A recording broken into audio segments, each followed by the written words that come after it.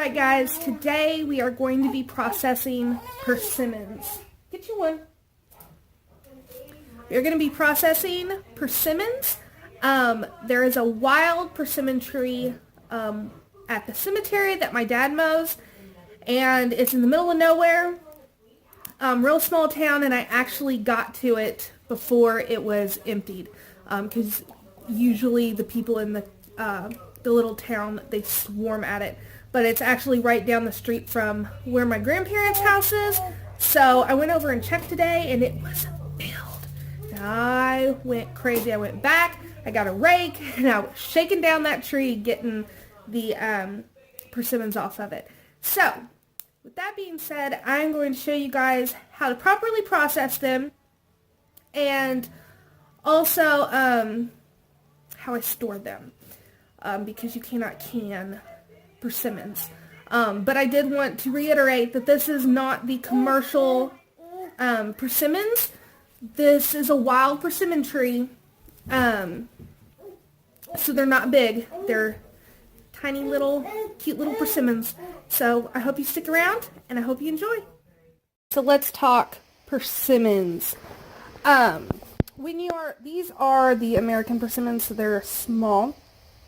They usually ripen and are ready to go after a hard frost. However, they can be ready before then. They can be a variety of colors, so they can be like the dark purplish blue, or they can be this nice pretty red or orange. They can be all those colors. The way you tell is you want them to be soft, because they're going to be super hard whenever they aren't ripe yet.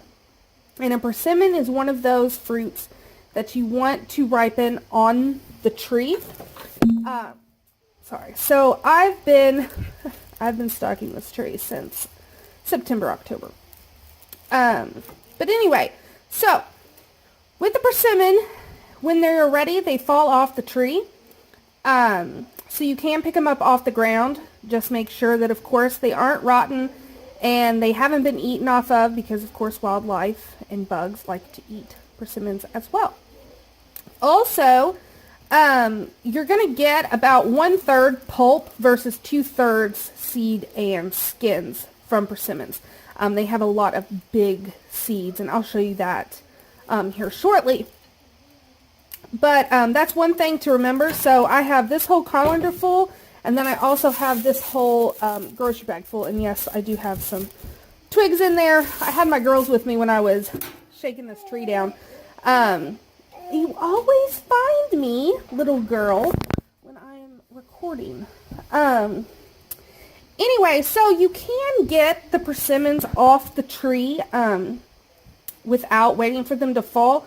You just want to make sure they're ready. So I was taking the branches, and I didn't want to break the tree, of course. So gently shook the tree with the branches that I could reach, and then took a rake to shake the upper branches. There's still a ton of persimmons on there that I'm going to go back for, but I may have my dad do it because he's taller than me, and even with the rake, I can't reach all the top ones. But they were all ready to go, and they fell right off, and it was just a pickup game. Like, they all fell on me, and then I had to pick them up, and then shook some more. They fell on me, and then I had to pick them up. It's a labor of love. But what I'm going to do first and foremost is get the twigs off and any other debris that may have been picked up when I was picking them up off the ground. And then I will put them in a bowl of really cold water. Oh my goodness.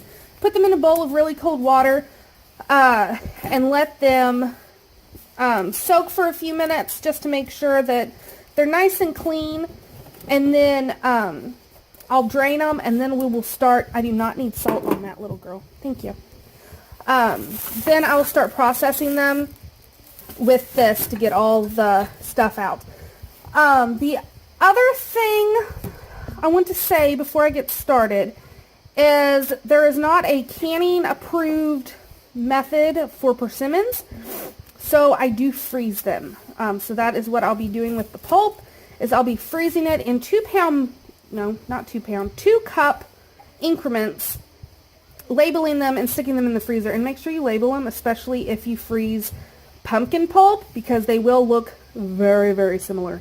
But yeah, that's all I'm going to be doing. I'm going to be washing them and then putting them through the food mill and then packing them in 2-cup packs.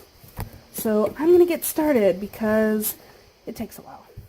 Alright, so I did all of the persimmons, and I got 4 rounded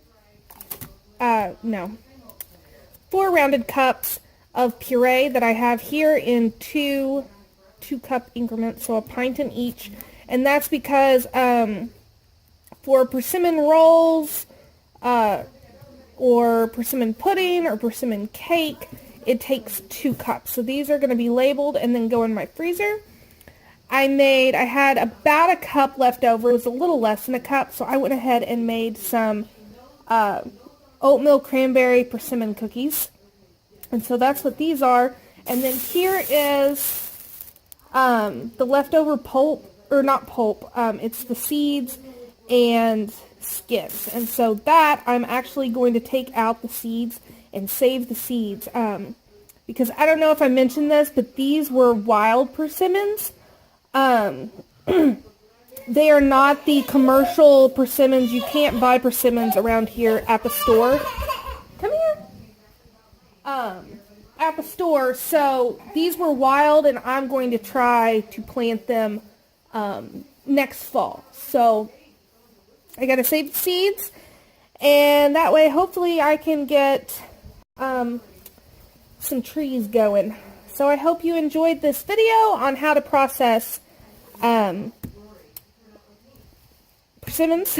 I wanted to say pumpkins, but how to process persimmons, and I will see you guys next time. Thanks for watching.